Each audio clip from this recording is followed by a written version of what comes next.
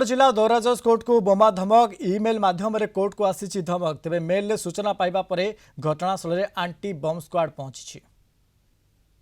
सूचना मिलवा पर आमर जो बम डिफ्यूजल स्क्वाड अच्छे डॉग स्क्वाड अच्छे और आमर जो आईएससी अच्छा एसडीपीओ एडिशनल एसपी और मुझे रही ये आम कोर्ट जो बिल्डिंग अच्छी तार आम तलासी जारी रखीचु।